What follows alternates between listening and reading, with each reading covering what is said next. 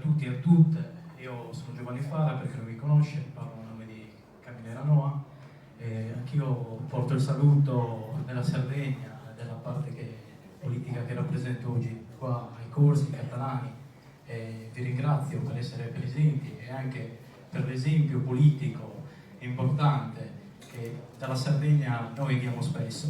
Per quanto riguarda il tema della serata, autonomia e indipendenza, io penso che ci sia poco da dire, se non che è chiaro che l'indipendenza è preferibile all'autonomia e che l'autonomia della Sardegna, come è stata gestita, come l'abbiamo vissuta, è stata un'autonomia fallimentare. L'autonomia, parla la storia recente della Sardegna negli anni 70, negli anni 60, l'industrializzazione che è selvaggia, che lo vediamo ancora oggi. Che cosa ci ha lasciato? Ci ha lasciato le macerie dell'industrializzazione con tantissima disoccupazione, l'occupazione militare, 35.000 ettari occupati militarmente, che questo è il tema probabilmente principale su cui dovremmo agire ancora oggi. È la speculazione energetica, con la scusa della transizione energetica si affacciano in Sardegna le multinazionali che agiscono per conto dello Stato italiano, perché la Sardegna vuole essere ancora terra di conquista, è il perno su cui giocano per dominarci, per sottoporci ad una subalternità politica, ad una subalternità economica e sociale, è quello del recapito occupazionale. In Sardegna ancora oggi è ripresa l'immigrazione, perdiamo 3.000 giovani al giorno.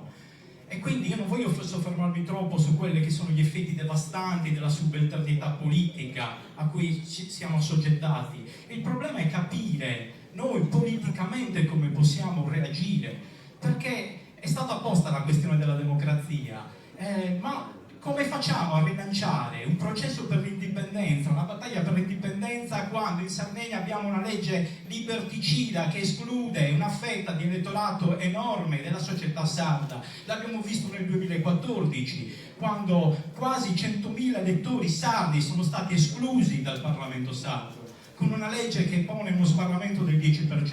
E quindi la questione principale che dovremmo portare oggi all'attenzione dei sardi è la questione del diritto di decidere, la questione della rappresentanza, la questione della democrazia che è stata tagliata.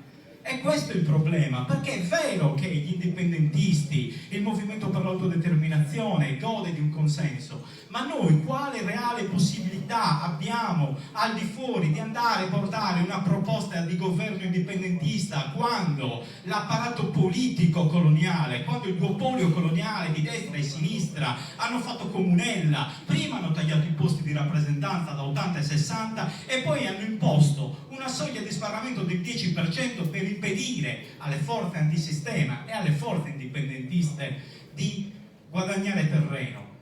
Come? E forse noi dobbiamo fare una cosa: siamo stati bravissimi a intervenire quando hanno arrestato Puigdemont e Alghiero, siamo stati subito solidali quando hanno assassinato Ivan Colonna, è stata data una grande solidarietà degli indipendentisti, abbiamo agito in maniera unitaria. Un po' meno unitariamente agiamo quando ci sono i movimenti e i comitati dei cittadini sulle questioni sanitarie, contro lo smantellamento della sanità pubblica a favore della sanità privata. Lì ci muoviamo un po' più separatamente, un po' più disuniti. Siamo poco presenti nei comitati contro l'occupazione militare e forse non saremo abbastanza presenti per difendere la Sardegna da quella che sarà la speculazione energetica che ci sta per piovere in testa. E allora il vero tema che noi dovremo affrontare da qui al breve termine è proprio quello della ricomposizione del movimento nazionale.